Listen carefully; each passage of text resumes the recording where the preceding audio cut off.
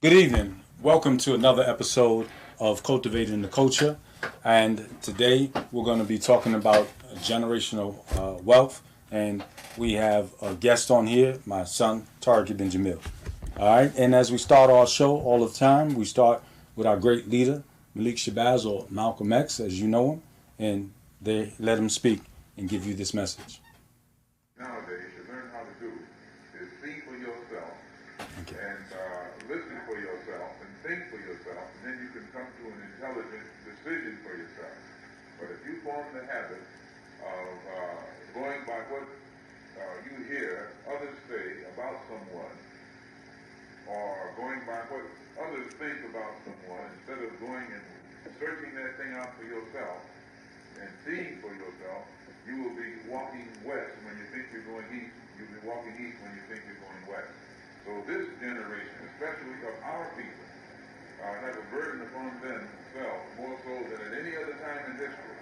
The most important thing we can learn how to do today is think for ourselves. It's good to keep wide open ears and listen to what everybody else has to say.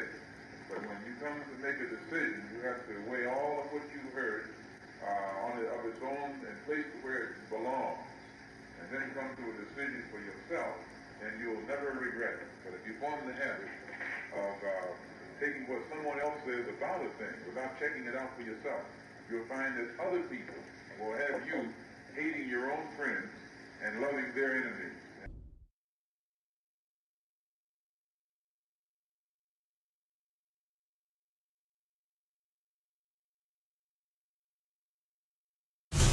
Learn how to do is see for yourself and listen for yourself and think for yourself, and you can come to an intelligent decision for yourself.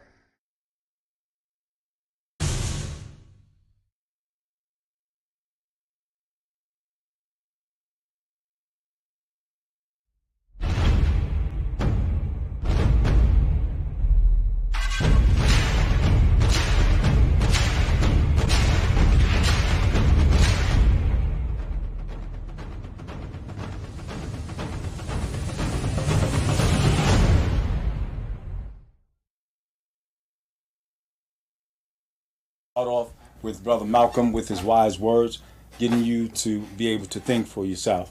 And as he talked about it to these people in 1965 and telling the youth that they need to be able to think for themselves. And I'm honored today to have a youth on the show. This is my son. His name is Tariq Ibn Jamil. I mean Tariq Ibn Tariq. I'm Tariq, and Ibn means son of. So this is my son. He's on the show. Normally, the past few previous shows we're going over Ice Cube. We will continue with that next week when we'll have three accountants, CPAs, that's going to be on our show. And what we'll be talking about is the financial portion in banks, lending, and the finance issue of the contract with Black America. It's very important, and we wanted to make sure that we had high quality guests. As last week, where the 2 weeks we had Mohammed Bashir, and Mr. Bashir was our legal expert going over the 13 the amendments and also police reform, and it was definitely beneficial. And so we want to make sure you get that quality going over it. So for next week for our financial, we're going to be going over that aspect because it's important. These things that they're talking about and the things that come about from the type of experts that we have. Talking about these issues. So next week, please, we definitely want to see you. And if you missed the show, you can go to our YouTube. We have Cultivating the Culture, and you can go on there and see some of the old shows if you're not a Facebook person. So what we decided is since we're not putting that show on this week, we decided in the middle of the week to turn into generational wealth, or generational poverty and generational wealth. And a lot of times I hear the statement generational wealth. People are talking about generational wealth.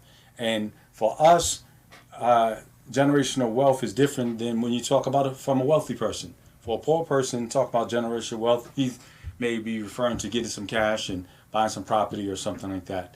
A wealthy person, they think of it in a different way. And for myself, I have mine. understanding generational wealth. We all understand generational poverty, but really we don't understand it, because if we did, we wouldn't continue to stay in it. But for me, the greatest wealth that you can leave your child is belief in the Creator, belief in the Creator of existence. And as we talked with you before about our show, we have our organization, Nation of Iman, or Nation of Faith, Umat al Iman, and also we have Jamaat al Sijin, which is under that we do prison ministry, working in prisons, working with people, and working on faith and belief in the Creator, the Creator of existence. I don't really use the term God because a lot of people are confused about God. You know, individuals will call themselves God, and I was asking questions. Well, if you're God, then kill yourself and make yourself come back. None of us has been able to do it yet, and they're not going to attempt to. But people are confused about that term. But the Creator of the existence, the Creator of life, the Creator of death, it's clear there's only one being. Just like tomorrow we're supposed to have the alignments of the planets that hasn't happened in 800 years. And like people are saying, oh, this is supposed to happen, that's supposed to happen. Well, whatever, the Creator is the one that actually caused these planets to align because he sets the course. So because he caused that, whatever happens is his qada, or his determination. Whether it's the good or bad, and it's going to be good because he has planned it. So we use the best. So one of the things that I try to do with my children, or as you see, my son is 28 years old. Yes. Yeah, grown man. So but with them as children, or when they were children, is try to make sure the most important thing is the belief in God. My mother, that was the greatest thing that she left with us, or she's still here.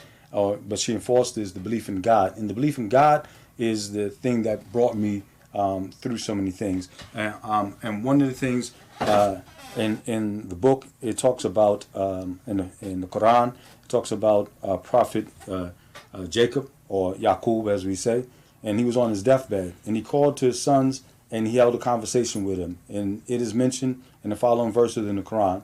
It said, the same did Abraham, enjoin on his sons. He also said to Yaqub, O my sons, Allah has chosen for you the true religion. Therefore, die not, and save as men who have surrendered, or who present death to Yaqub when he said to his sons, what will you worship after me? They said, we shall worship your God, God of the fathers, Abraham and Ishaq, and God, and unto him we have surrendered.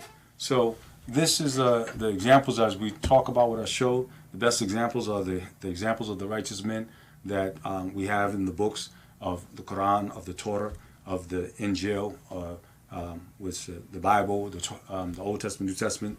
These are the great examples that we try to encourage, and we believe wholeheartedly in these people and their existence. And so with my son, I remember when you were younger, I used to drill him, about memorizing things. And one of the greatest things, actually, tell them about yourself anyway before we go into the thing and stuff. You have this shirt on. This is what is it? I am somebody. Mm-hmm. I am somebody, no compromise. And there's a brother, Akil Talib, out of California, that's doing a great effort of trying to cultivate the culture. I mean, he's did music, rapping, and and so he tries to educate people. I see he has a strong family. Constantly doing messages, and I love his shirts. So please support his effort because he's doing it on his own. So he has these shirts and other shirts, and you can go on there. It's Akil Talib, and so like I said, what we try to do is we try to, support each other, especially when we see people are positive. So going back to it, go on, son, talk about yourself. Well, name is Tariq Lang. Raised in the DMV area, went out to University of Houston for school, majored in supply chain and logistics. Stayed out there for 10 years, working and trying to develop skills, and now time has come back home and be in this area and try to honestly cultivate the culture and try and spread a positive message and try to make an impact in an area that I feel definitely needs it. And so now I just have opportunities to try and spread a great message with my dad, and try and connect with a lot of the people that have spread positive messages along the way with him. And so that opportunity has presented itself, and mashallah, I've been able to take advantage of it. So I appreciate it. I mean, I know we went down to Texas, and the weather's nice in Texas. And I ran track with him. Ran for the University of Houston. Had a pretty nice squad down there and stuff. And so been trying to get him back here. He's like you said. You had construction management. You got you also a degree with construction management and supply chain. Supply chain. I always say it wrong. Supply chain. So but it's beautiful. Just glad to be able to have you back. And but one of the things is like you said, going back to the generational wealth. So wealth is just not cash that's passed on. The first thing is we're going to talk about belief in the Creator, and then we'll go over.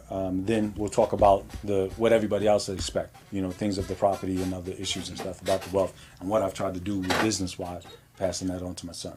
Okay. So we'll start off reading ayahs out of Luqman. Yeah. Surah to Luqman, I used to have to memorize it in Arabic and stuff. His brother was excellent Arabic speaker. One of the things with Arabic, the hardest, the kha, kha is a hard word to say. And because, he learned phonetics and stuff, he could say it right. And I remember a brother had joked with me about it. It's like, I need to learn from my son about it. Now I'm good. But at that time, when you're young, you can learn these things and stuff. But anyway, but the English was the most important thing, because the message that Luqman had given to his son is something that we can relate to now. So you want to just go over it? Okay. And so, ayah 12. And indeed we bestowed upon Luqman al-Hikmah, wisdom and religious understanding, saying, give thanks to Allah, and whoever gives thanks, he gives thanks for the good of his own self. And whoever is unthankful, then verily Allah is all rich, free of all wants, worthy of all praise. Okay. Yeah, and that's one of the things, to be thankful, and we don't even take the time to really thank our Lord. We complain so much about what we don't have, especially like here in our society. I remember we had a contract, and we did some construction over in Cuba. Mm-hmm. And when I went over to there in the 90s, we were getting, I think the guys were getting like $28 an hour. Mm-hmm. And the average Cuban lived off of $28 a month. Mm-hmm. And so when you see how these people were living, they didn't have electricity at night, cut off the electricity, mm-hmm. They had basic things. And here, when I came back to the States, and I went in the supermarket, like in there, they got two like with cereal, there's just two. That's it. And so when I came back to the United States and I saw a whole row of just such a selection, I realized, how unthankful we are. How we, because we don't look at, the other people's conditions. And one of the things is one thing that was beautiful about there is that they're educated, they got free education, mm-hmm. and they got free health. And so, it wasn't just, like Haiti or something, they're conditioned, mm-hmm. and they were in poverty and stuff. But they didn't have a lot, but they utilized. They kept what they got into, they used what they got till they got what they needed. And stuff. Yeah. But go on. And it's no different today. Mm-hmm. You see there was a trend on Twitter where a lot of people were going around saying that, America is a third world country in a Gucci belt. And so it really shows how much we know little about what a third world country is going through. So I don't understand that. You gotta explain that. The third world in a Gucci belt, meaning. A lot of people, going into the generational poverty, will mm-hmm. spend all our money on a Gucci belt just to look like we have it, and then we'll go home and you have nothing. Right. And so essentially, people were joking like, when America was going through what it was going through early in the pandemic and riots and stuff, and people thought it was hard times in America. So they came. America is a third world country in a Gucci belt. That means we just show we look like we have it, but really in America we don't. And so that really showed. Yeah, people don't understand. Like I remember when I went to Hajj, and I was over. What they'll do is after the people make the sacrifice, they take the meat, and then they the remains of it they throw off. And you've seen a lot of people there, Africans and other people. Where they would drop it on the floor and they pick up the meat. Mm-hmm. I saw people drinking water That was dirty water. You see? So, you know, what we have here, people are throwing away water, where other places they don't even have water. No. So, you know, They we would've don't died in realize droughts. what we have, even what we have today compared to, you know, what we had when I was a kid. You know, what we had when my mother was a kid. You know, those type of things. And so, you know, if she had any of the things that I have, you know, she would be in an elevated position and stuff. And so, you know, and likewise and stuff, you know, what we have and stuff. So, you know, but what happens is they're constantly looking at not reality, not what's in front of them, these projections of other people, and they're making them, you know, believe that, oh, well, you don't have this, so you don't have nothing. You know, nah, you have this, you have a computer. You have something that you can get knowledge. You can be able to take things. You can learn all day. Anyway, your children can learn. Your children can be educated. And one of the things that's good right now is that they're forcing the people to learn at home. And this is the most amount of participation parents have had in the black community, in the poverty community and stuff, whatever some of the areas, or whatever, even in the regular black community. Everywhere. Yeah. With their children in the education. And so now it's like, okay, if you can go online and work with the system, because the system's saying in order for them to get educated, you have to go through this process, then you can also do it individually for yourself. I remember when I was in college, we had a program, it was called African Street School. And what we would do is, you know, this is back in the 80s in Boston, we would buy books. And that's where that Malcolm X thing, I used to have the Malcolm X book. Malcolm X speaks to young kids. So we get books and we go around to the neighborhoods and talk to people. And in the book we said this, you know, said your oppressor will never educate you. Therefore, you must have to educate yourself.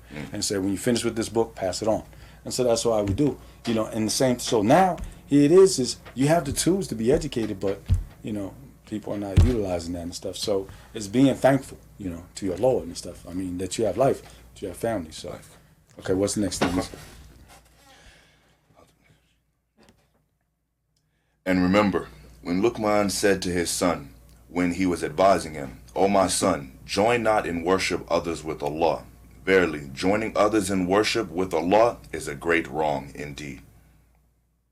And we have enjoined on man to be dutiful and good to his parents. Okay. Well, before we go on, because worship, and see, one of the biggest things that, you know, see, we have an audience that's open, you know, for everybody, Muslims, Christians, and, you know, so in this culture, we want to try to educate people, going back to God, you know. What you said with Allah, he said, join not partners with Allah. And what I went back to, I say the creator of existence and stuff. That's what we're talking about. If during that time when the Quran was being revealed, they were dealing with the Christians, they were dealing with the Jews. And there was no confusion about who Allah was, because that's the word they said of God. It's like, if I'm talking about God, you know, in English, you wouldn't have a problem. But today, there's confusion because of the people don't understand the language. But if you would actually go to Jerusalem, you actually go to the Arabic-speaking places, the Christians say Allah. The Jews say Allah. That's their word for God. Yes. And so many times people are confused. Oh, you worship Allah. Like, no, we worship the creator of existence. Do you worship the creator of existence? Yes. And so, you know, I try to be clear. So, no, you're not to join any other worship. You're not supposed to worship the prophets, the creations, or anything like that, except for the creator of existence. So. And we have enjoined on man to be dutiful and good to his parents. His mother bore him in weakness and hardship upon weakness and hardship.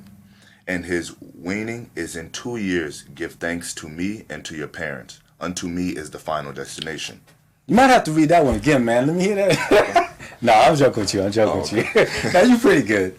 Praise God. Alhamdulillah. Alhamdulillah. Yeah, and that's important and stuff. You know, I remember in the Quran where Allah says, do not even say ugh, you know, like to your parents and stuff. And, you know, I mean, when you talk about that, when you read that part about the weaning again. His mother bore him in weakness and hardship upon weakness and hardship. And his weaning is in 2 years. Give thanks to me and to your parents. Yeah. So your parents, this all of this work that they got to do, you can't think, you can't move, you can't do nothing. You just got to be dependent on them. And a lot of times here it is being ungrateful again and stuff, you know, to that situation, because they took the time out, they changed their diapers, they got up in the morning, they sacrificed and all of that and stuff for you. And then it's like, well, what have you done for me? Like, what do you mean? You know? Yeah. You know, I saw something funny and then it made me like, okay, slow down. And you guys, when you ask to get things fixed electronically, you know, it can become very frustrating. But then I read a quote like, your mom and your dad taught you how to walk for 2 Right. years, and Oh, so yeah. at least you can do is help them fix their Oh, phone. yeah, yeah. So I said, okay. Yeah. That's my favorite thing. Actually, before the show, I had to do something. I give it to him. I'm like, yo, you know, fix that and stuff. So, you know, yeah, man. I mean, you know, I remember we had got the one of those bouncy things and stuff. I was so glad, you know, I mean, and I was glad you learned to walk, but I wasn't, because, you know, when the kids turn 2 years old, Explore. oh my God, they're going into everything and stuff. But, you know, alhamdulillah. So go ahead.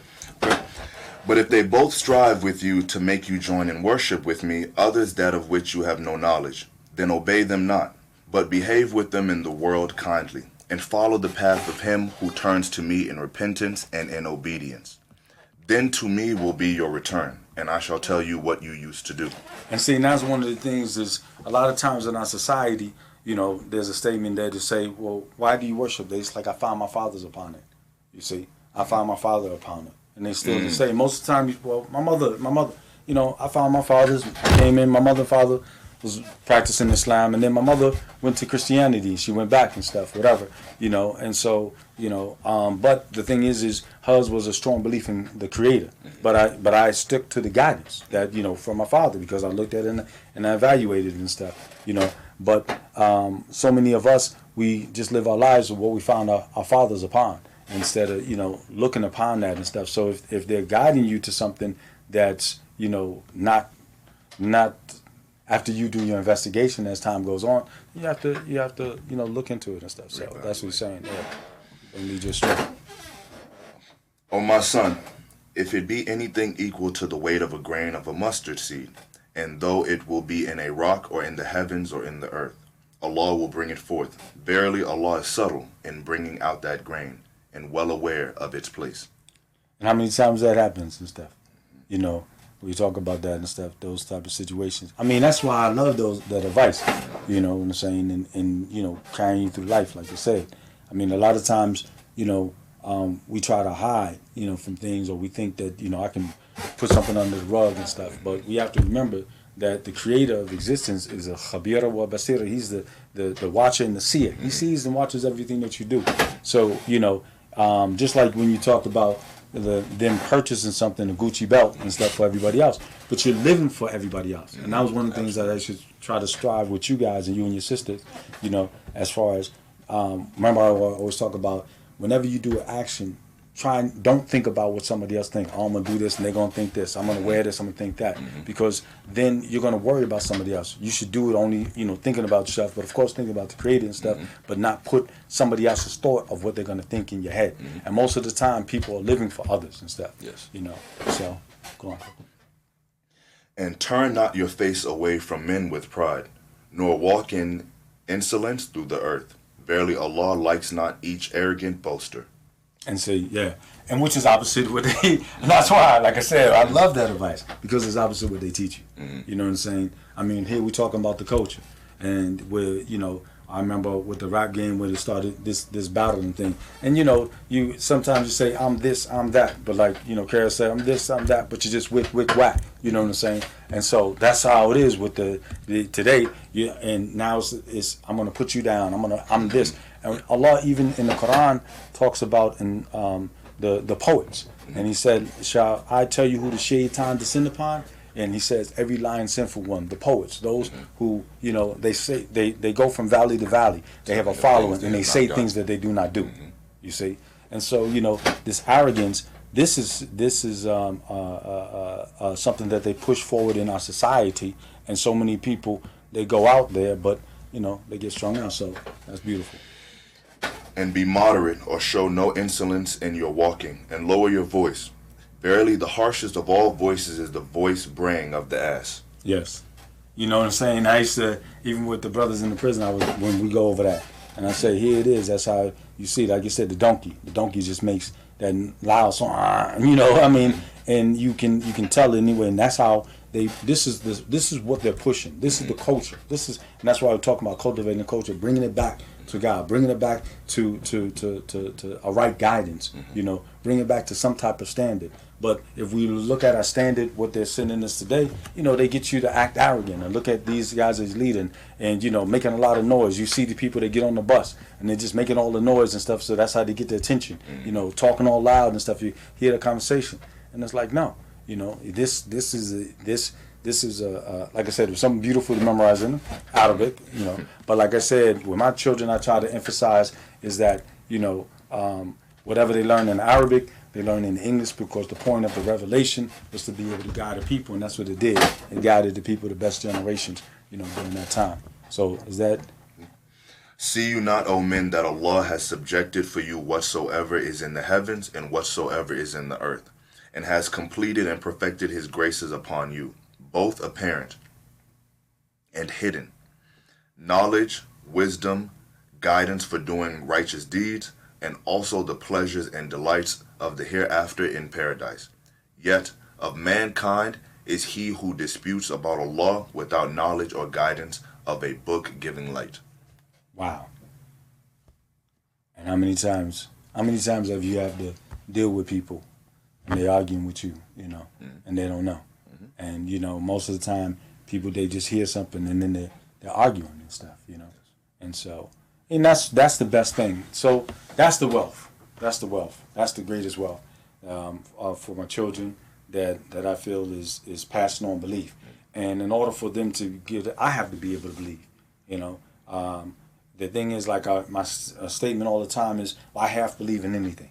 That makes no sense. A lot of times, we'll half believe in the book. Oh, I believe in that. I don't believe in this. Okay, well, then what's the sense of even saying you're associated with it? Because you're not going to get the full effect. It's like, following a manual, a program manual, and I'm going to do part of the program, but I'm not going to do the other. Do you expect to get the results? Do you expect? No. You actually have to follow all the procedures. So if you're going to do that with something created by man, I wrote this program for this to be able to do that. In order for that to be able to function, the creative existence wrote something for you to function, and you're going to say, well, I'm going to believe in this, but I'm going to leave that alone. And when you say you're going to leave that alone, it's disbelief, because he starts up, there's no doubt in this book. So you can't leave none of it alone and stuff. So, once you have that basis, then we can start talking about the other types of wealth and stuff. And that's what we're doing. But what we want to do on this show is open up the lines. It's 301-429-9247. That's 301-429-9247. That's line 1. And if that's busy, you have 301-306-7284. That's 301-306-7284. We're encouraging people to call in because today's a little relaxed day. Like I said, enjoying it with my son. So, like I said, right now he's back working with, when we talk about generational wealth, passing on the knowledge. Now passing on the knowledge, the belief in God. But now the knowledge of business. And that's what we're trying to do and stuff. I've been working with him and stuff. So talk about what we've been doing.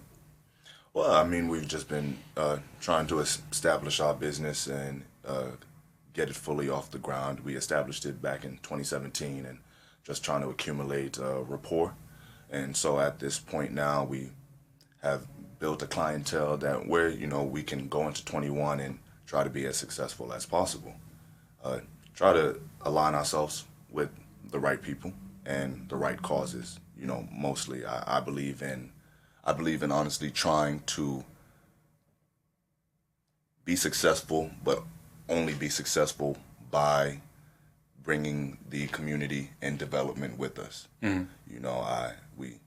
We have a vision for what we want, and I believe that vision is only completed if everyone else, the floor has been brought up. And so, I believe we're on a path to do that. And, if you have that vision, then it will come to fruition. If you, like you said, if you fully believe, not half believe. Right. And that's it. And so, basically, like you said, I've been in the industry for, construction industry, basically, since, 30 years. I started in 84, after, I did technology, worked as a biomedical technician. Then when I got out that, I got into construction really wholeheartedly 91, and have a lot of connections and all that and stuff. And so part of my wealth is the connections, and that's what we've been doing and stuff. Because he was doing his work in Texas, and like I've told him, is like a lot of times doing business. Our people are always, I want to do it on my own. I want to, I got it and stuff. Whatever, that's you and that's your situation. But like I told him, I've always that. Why start from ground zero or under that when you can stand on my shoulders? And I have a strong reputation in this area. Know a lot of people, and basically, passing on that type of wealth. With the reputation, introducing to the people, having them be able to work with the people. And one of the things is so we set up the business, but what I'm doing is I'm like operations and dealing with the employees to be able to make sure that like you said. It's a lot of times what happens with us in business is that you will have an idea, you will have a vision, people will tell you that they have that they're with you, and they'll stab you in your back, or they'll mess up your company, or you come on a job site and then you lose business. And so that's what I'm doing. I'm making sure that I deal with the people in that in operations. With 30 years of experience, I know how to be able to shut things down, how to be able to be stern when I need to be stern and stuff, and that's the important thing, because, we don't, especially African Americans, we don't get a lot of second chances, that's why, as you see, I stress that point about, appearance on a business, going overboard, with your performance and stuff, not even making, mistakes and stuff, and like I said, people, they'll put you in some positions and stuff, Absolutely. I don't know.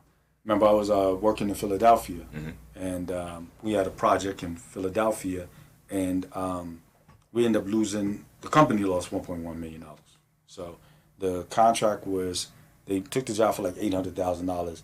It was this building called the Meridian Building, and it had caught on fire in the '90s, and I think in the '90s, caught on fire, and so they had it. So they took it down to the ground. It's like 38 stories, I think, 38 stories. And so we took the job, we were taking out the contaminated ductwork, but they never got a chance to see the other levels, so they went for a low price. These guys got them come in, and they didn't find out later on the second price was $2.2 million. And so that's where I learned at an early age. They brought me from D.C. to Philadelphia to manage the project. And alhamdulillah, we had a lot of brothers there. We had like 15 to 18 brothers. We actually had Juma on the job. And that's, but I learned how you got to do due diligence. You got to, so we lost money because of the estimating. We lost money because of workers. We lost money because of, the oppressive tactics of the contractors in that area. And so it really forced me to stand up and deal with, these people. It's mostly Italians that ran it in that area and stuff, the GCs. GCs can hurt you. And so, so basically, that's when we talk about generational wealth, it's the experience that I have, the experience that I have, and then trying to pass that on so you don't go through those mistakes and stuff, whatever, or you don't have to, or nobody, puts you in a position and stuff. So, generational poverty, it's funny, like when we look at, I look at my mother and my father, the situation, and my mother's side is so-called working class or whatever and stuff, family, and my father's side was the upper side. But if you see how life, with daddy's situation, father died in jail, unfortunately, and stuff, and I learned the things about passing things on, the education, because my father's side, everybody's educated. My father had, 1,480 on SAT, and, everybody, I got judges and list names and all of these other things and stuff. So that's the thing about the generational wealth, and you see their condition. But that generational wealth it doesn't become generational wealth if you're not passing it on to the next generation. You see, just giving somebody cash, like for example, DC. When I first came to DC, I loved it, and I saw, our people had houses and all that. But the reason why most of these houses are gone, we talk about the regentrification and all that. Harlem is a different thing from DC. DC, they owned it. They owned the houses. But the reason why they lost it is because the people didn't, with that, leaving that asset to them, they didn't give them the knowledge about paying property taxes. You know, so property taxes, every year you have to pay your property taxes. And most of these homes in D.C. were lost on property taxes. You got homes that right now are worth $900,000, but somebody bought it for $5,000. Somebody, even if you bought it for $40,000 on taxes, you know, and that's what they did. They went, you know, you have that date. If you don't pay it by the date, usually by the January, by June, they're on the market. And then after, once somebody else buys it or whatever, they put the money down, then they put all these fees and the people can't get it back. And if you don't teach your child how to be able to, you know, about paying taxes, that you don't wait till the tax time comes, you have to be able to pay it monthly, or you have to do that and stuff. So a lot of people will leave, they leave property, but you know, they don't teach them things about wealth and stuff. So I know you was looking at that book. What is it? The framework of understanding what generational poverty. Yeah, understanding poverty. Understanding poverty. So, what did you get out of that? Well, the first things it talks about is that generational poverty is passed down by at minimum two generations. It's a continuous thing. The main thing is that it is a mindset. You know, if anything, like you say, faith is a mindset. Right. And if you pass that along, then you have passed on something that can continue. And so it's the same thing with generational poverty versus wealth. You're passing along a mindset to keep someone within this framework that they've been in, or in order to change that framework. And so I believe it just talks about how it starts from there, and without even having the financial means to break out of that repetitious, you know, lifestyle. You have to have the mindset and the belief that you are already out of that. So then you will start moving towards, you know, doing different things and living a different lifestyle, which in turn will, you know, bring different circumstances to you, because you are no longer involved in those same cycles that have put you, your parents, and your parents' parents in that kind of, you know, generational poverty. Yeah, because that's what I saw. They was talking about how if you're with one generation, the reason why they're in the situation is the majority of times the way they thought about things. I remember, you know, used to wonder why, you know, we'll be in a situation and we don't have any money, or somebody gets evicted or something of the sort, and we blame it on the system and everything and stuff. And then as it got older, it started saying, "Oh, okay, because you're not paying your rent, you know, you took that money and did something else and stuff." And so these are habits, you know, that keep you in that, because you have people that are ill-advising you, you know, and people that know no better. Yeah, they think, well, I literally had people say, well, you know, I'm like, why don't you save your money? Like, well, what am I gonna do with it and stuff?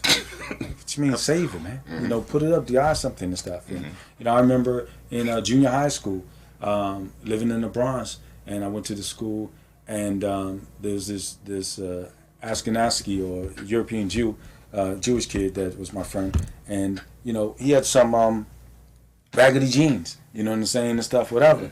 And then I saw where he lived, and I was like, man, you got money when you dress like that? It's like, what am I gonna do? Waste my money on clothes and stuff? You know, I buy electronics, you know, things that I need and stuff. And I was like, wow. And just that statement, just walking with him, listening to that, you know, it's like, that. Yeah, that's what we do, because I had on, you know, the Adidas,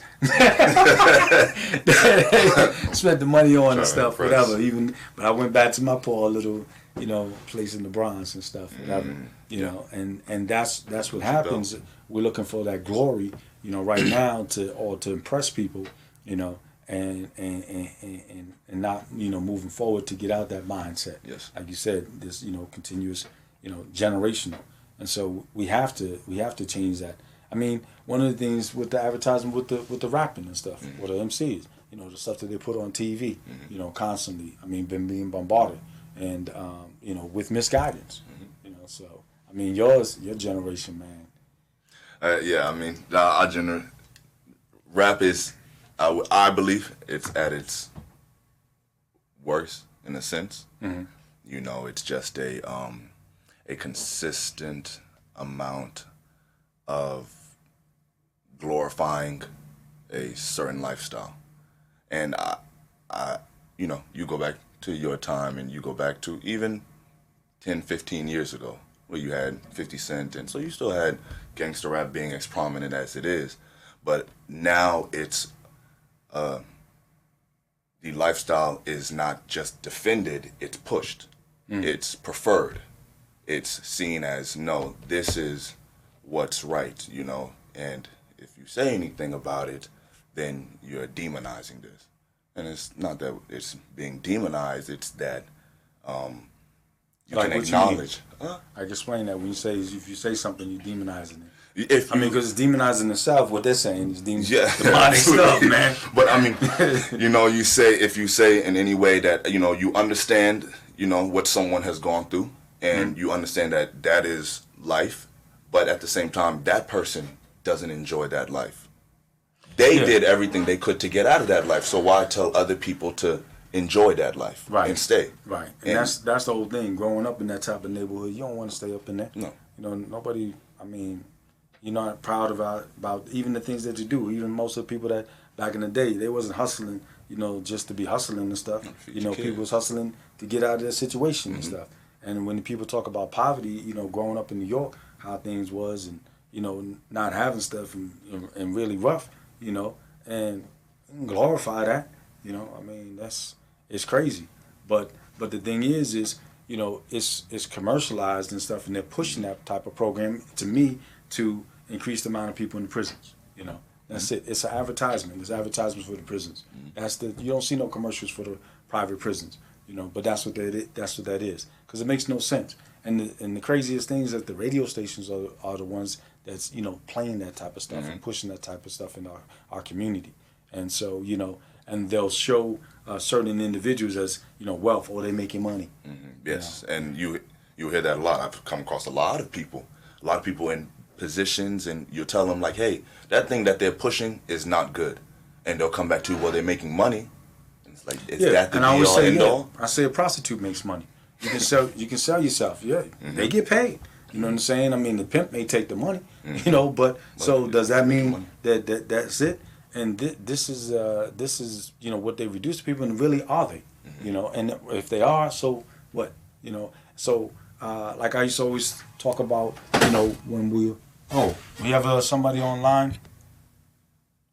Somebody on line one. Okay. Hello, how are you? I'm good. That's good. I just have a question. Yes, what's your question, sir? So, are you saying that the fundamental principle for generational wealth is faith and belief in God, and should we look out for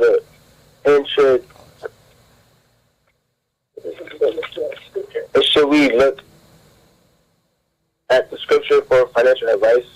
No, see, the thing is this. One thing is you know, what to me, I have to go on what I'm saying. This, you know, my program. I have to push out what I believe in, and the life of this world is temporary. You're gonna die, right? When you die, if you have $1 billion, when you die, that money doesn't go with you. It doesn't benefit you. It doesn't save it. It may make you have a nice coffin, but you're dead, so you don't recognize that. You don't know about it. It can't do anything for you. So a lot of times we focus on that so-called wealth, but what they're calling wealth, that actually dollar, the wealth or that dollar, and they're pushing that as though that is wealth. So let me clarify. And no, the real wealth is what's going to get you something in the next life. You see, for a disbeliever, hey, it's over Dover. But, you know, we all die. And when we die and we're taking the last breath, them same people that's denying it are going to be the ones that's calling on God. But then it's going to be too late. And all of that money that you have, you can't do anything. You can't buy extra breath. You can't buy extra time. You see? So, when I'm talking about that type of wealth, because I'll show, if you want to know about generational wealth, you can Google it and you can get the regular ones and they'll tell you can buy this land. Here it is, this type of property, and we can get it in 5 properties and these type of investments, and your kids get this education and they're going to give you that. This show is not for that. This show is to give you the real wealth. The real wealth is something that's going to be able to be there for the next life. And for me, I want to be able to have something that when I die, I know I'm going to die. Guaranteed I'm going to die. But I believe that my death, it doesn't stop. So the wealth for me is what is going to be there for that continuous time. If I live to 100 years, okay, I could have all the wealth. But then when I die, it stops. While eternity is forever. So my generational wealth is the real wealth that I'm talking about. So not just cash. But while I'm here living, I pass it on as far as business-wise. Pass on my connections. Pass on the education. Pass on a proper direction. So, and what do you have to say to the call about that? In regards to using the scriptures for a framework, I don't believe you use it as a framework to gain financial wealth. You use it as a framework to structure your mind and to live properly. And if you live within, none of us are perfect, and none of us, I try. I'm a human being just like you. Yeah, and so if you live within what the scriptures do tell you to live within, then you do not fall into as many. You don't fall into as many pitfalls that the world offers you, or the world opens up for you. And so then you are able to focus, and you're able to gain that generational wealth that you're looking after. Hold on, I'll give you another call. Hello. Hello. Hi, how are you? Yeah. I'm good. Hi, welcome to our show.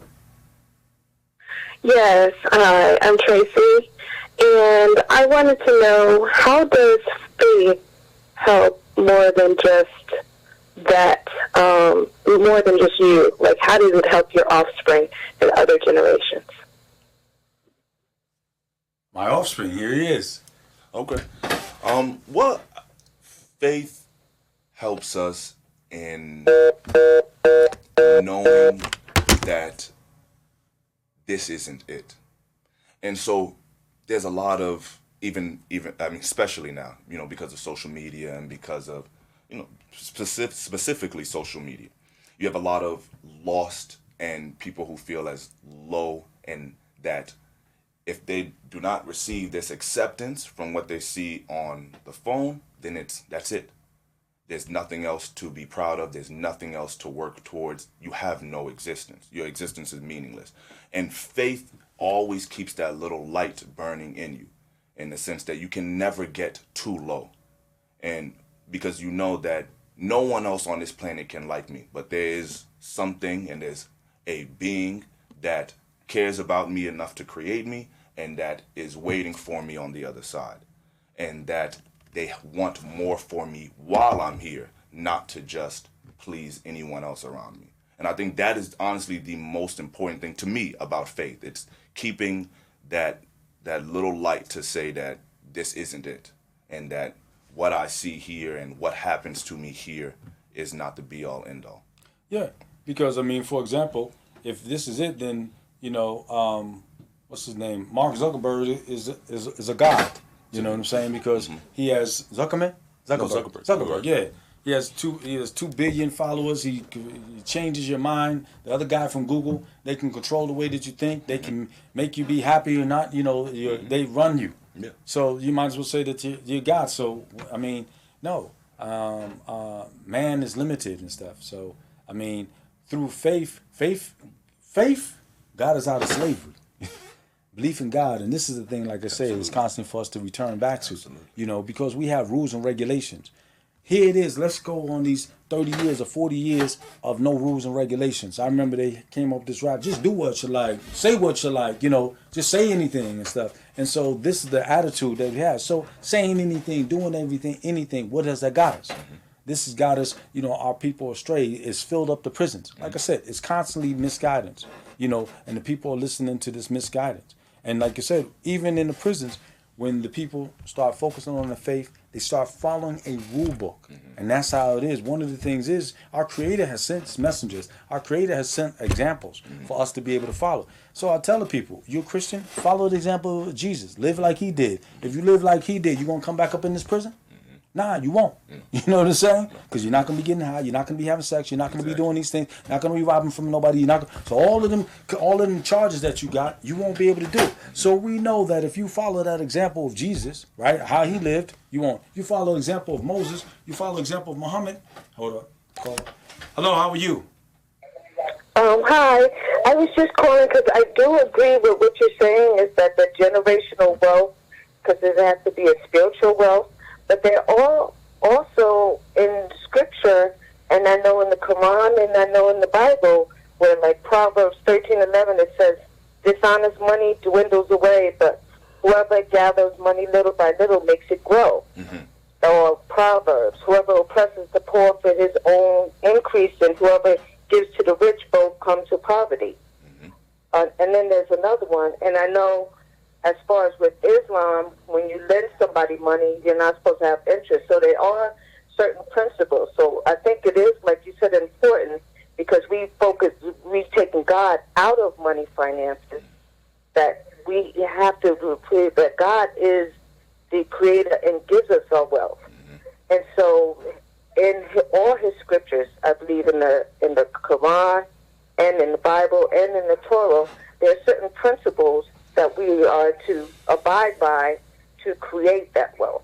Yeah, well, I mean, you look at Suleiman. Look at the wealth that he had, You look at Suleiman, you look at the wealth that he had and stuff. So, no. I mean, when we're talking about it, the first basis of it is belief.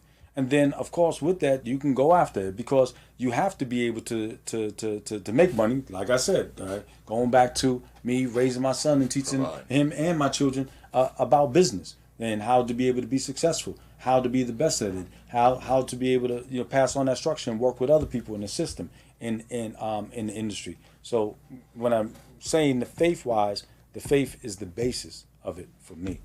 So for those that for the generation, like I say, if we look at our people of the past, we look at the achievements that we did, back in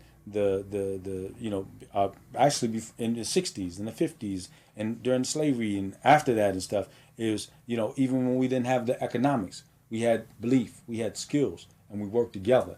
And with that, we were wealthy people. When slavery ended, we didn't have finance, we didn't have money, but we had all the skills.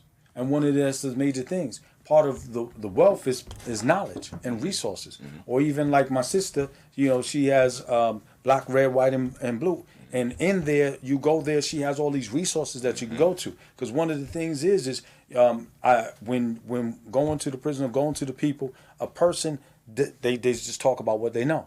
So here it is, you present resources. And that resource is a wealth of knowledge that can turn into financial wealth. Here's the direction. You can take advantage of this program. So here it is. I'm wondering, what could I do? I can't get out of this situation. I can't get a job. And I come to you and I say, no, actually they have this job training program. You can go there. I just made you wealthy.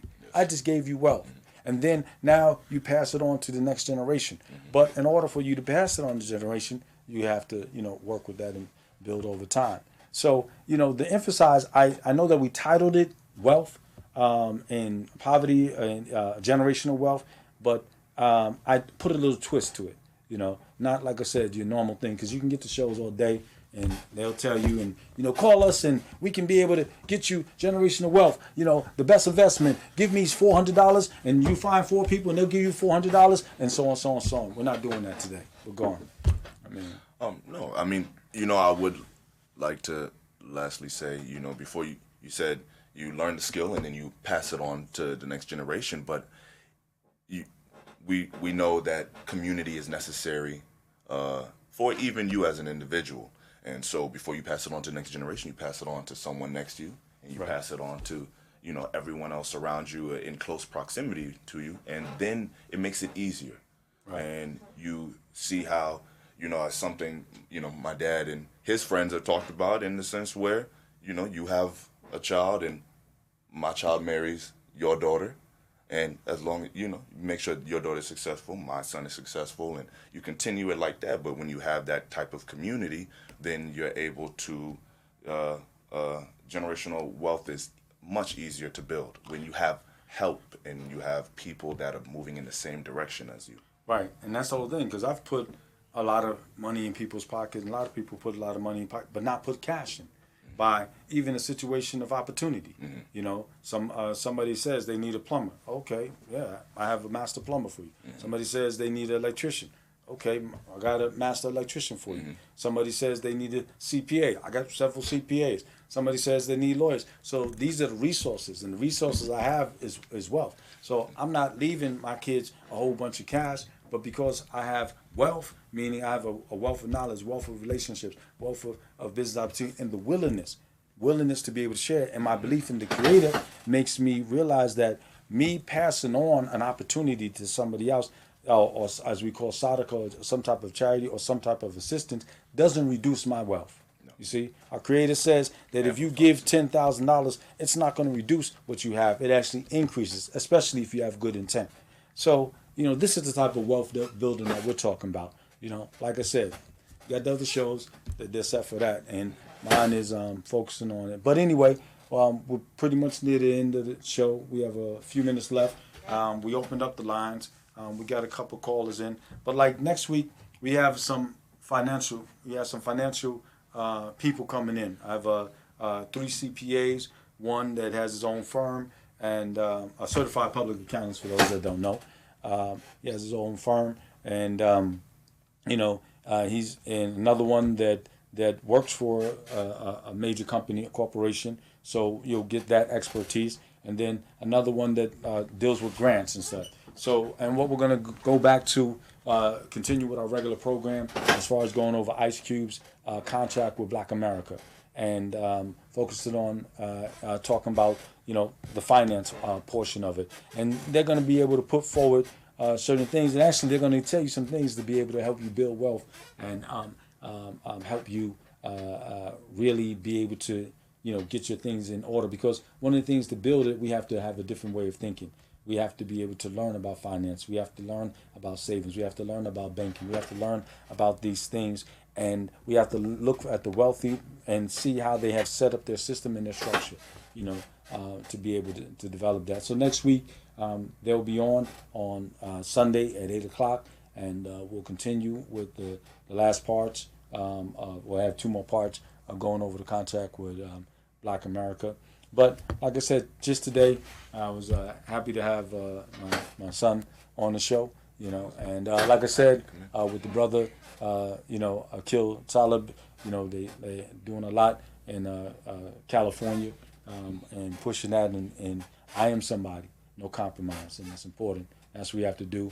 We have our shirts, and we're trying to put out good ideas. I don't know if you saw, we have as True Dean. If you wanted to be able to make some purchase for Jamaat al-Sijin shirts or Ummat al-Iman, And what does Jamaat al-Sijin stand for? Jamaat is the Jamaat of the prison. And so there's a statement that the Prophet, peace and blessings be upon him, said. He said, the life of this world, he said, a dunya sijnun al-mu'min wa jannat al-kafa. A dunya sijnun al-mu'min, the life of this world is a prison to the believer, but a jannah to those that don't believe.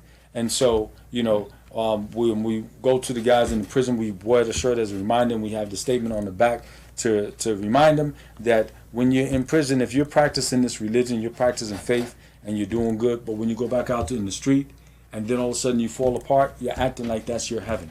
You're acting like that you left, the hell, and then you went out to heaven. That means you're their Jannah. Yes. The Jannah is the heaven. So that means you're following those that are ungrateful.